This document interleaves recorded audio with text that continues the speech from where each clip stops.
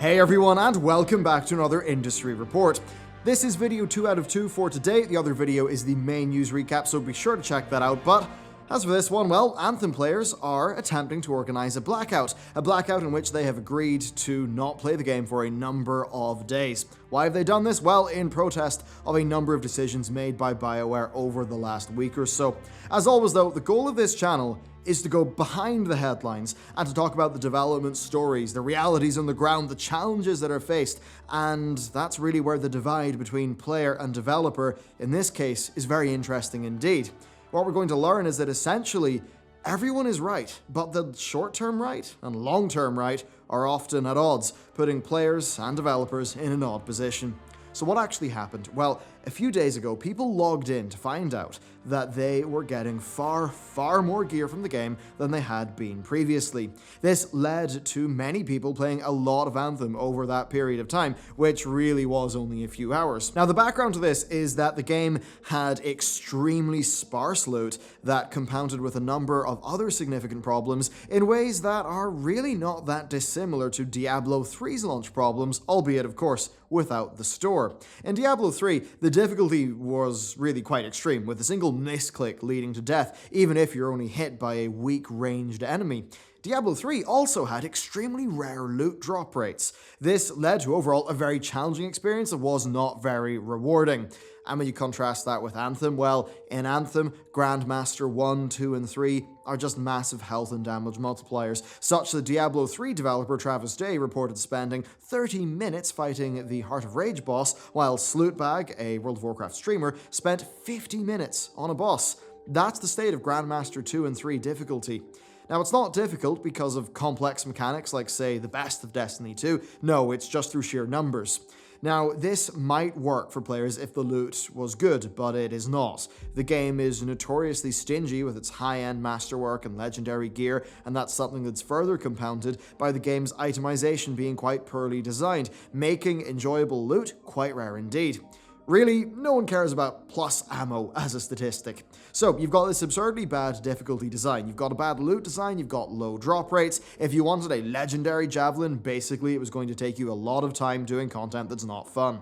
So, when they accidentally increased the drop rates, people began to have that spark of fun again. It brought a degree of causality to their actions. They could actually go into the game and get rewards that they wanted in a reasonable amount of time. Short term, the game's reward loop felt a lot better balanced. Long term though, well, I don't really think that's what players were thinking about. After all, if a game launches and has significant problems, the short term is really going to be the thing that seems extremely important. So how did BioWare respond to this, and how did this lead to the Anthem subreddit planning a boycott of the game? And does it even matter? Well, BioWare fixed the loot bug, and that led to people getting a regular amount of gear again.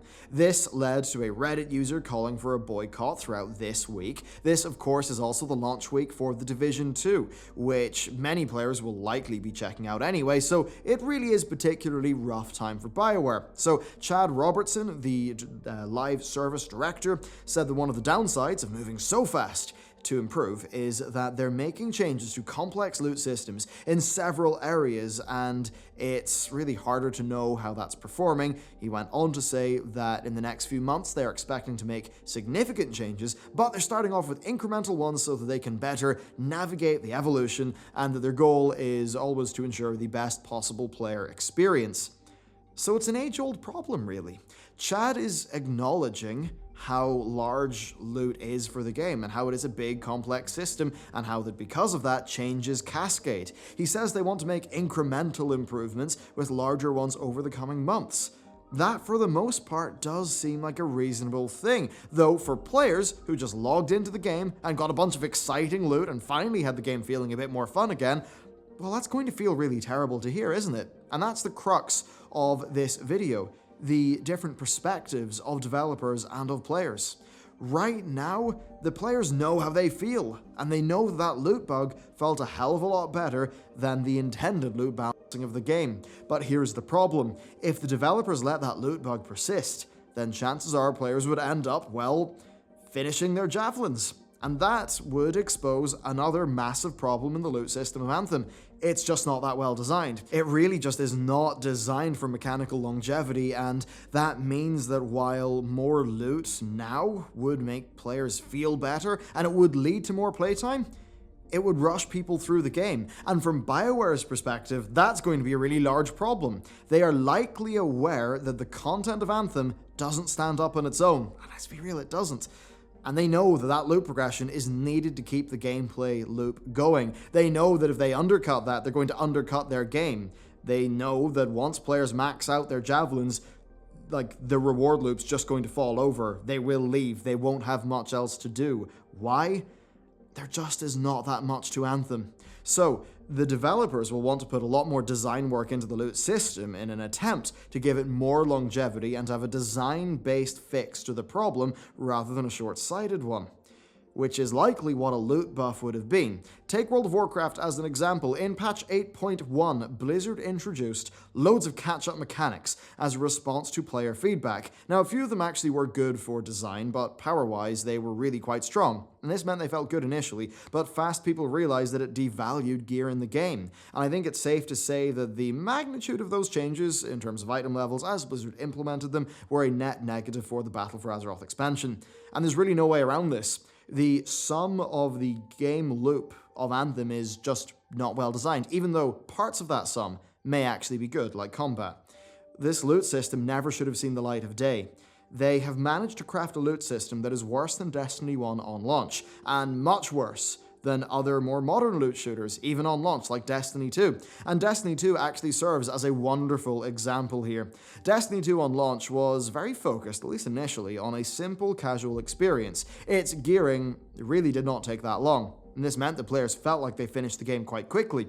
That meant that it didn't have longevity, so when Warmind and Osiris came out, I mean, the new content was fine and all, but it wasn't enough to save the game because the fundamentals of the gear loop were the problem. Well, Destiny 2 ended up adding its Masterwork system, as well as adding more random perk rolls with the Forsaken expansion on top of the existing static rolls.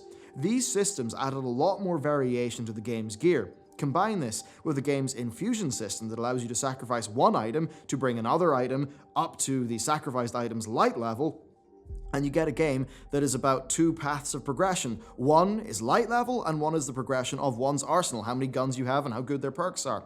Combine that with the sheer number of guns and the various different quest exotics, and you have a game with a fairly long-lasting loot system.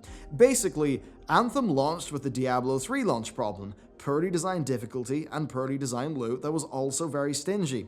By allowing the loot bug to persist, they would have then ended up with the Destiny 2 launch problem, just with a worse overall game, where the game's loot would have just been over very quickly, might have resulted in a few weeks of fun gameplay, but people would have fallen off like a rock. So what they will ideally want to do is get the Destiny 2 Forsaken sort of route forward, design-based. But the thing is, that involves changing a lot of the game's loot on a fairly fundamental level. And as you can see, it's a really tricky spot. Everyone here is kind of right. But the expedient thing might not be the best long-term course of action, but by prioritizing the long-term over the short-term, they might lose the players that they have, further damaging their long-term plans. So I've been trying to think through what the actual solutions here are, and it all comes down to whether they want to do this with or without a gear reset. If they're okay with doing a gear reset whenever version 2 of Loot launches, then they can do whatever they want with the current system, ideally focusing on not losing their player base. That could allow for a loot revamp in the future to hit with an audience that's ready to play it, rather than just having it slowly die off with the loot revamp just being too late. If they are not willing to do a gear reset though, then the only path forward is to have fairly slow progression.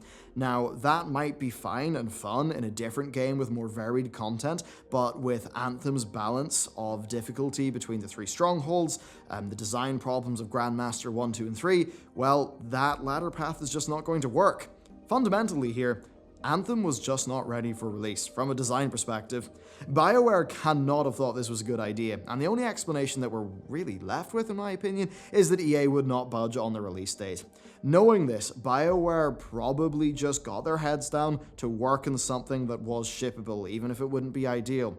Chances are there's a lot of developer pain behind this game, a lot of stories, scrapped systems, different designs, things that had to be cut when the release date ultimatum came through. Fundamentally, this is a problem that was allowed by the live service model, but not one that's inherent to it. A good game that releases with a solid roadmap, well, that's just a great thing in general. But it so happens here that really it seems like the ability to have the live service meant that they kind of felt like we can kick a few problems down the road and solve them later so that we can hit this release date, even if it's not the release date that BioWare necessarily wanted. But then, of course, EA sunk a lot of money into this game. 6 years had passed. Seemingly, they weren't making the progress EA would have wanted, and at some point, yeah, there does have to be a bit of a consequence for being extremely behind schedule and over budget, which they seem to have been. So really, everyone's right, and it's a kind of bad situation for everyone involved, which means that it sucks. It would be ideal if Anthem could end up in a really good state. I really think it is possible. Design changes, if we put a few more melee buttons in, a few more melee abilities for the Interceptor, have some more fun loot, just look at other games, just steal from everyone else.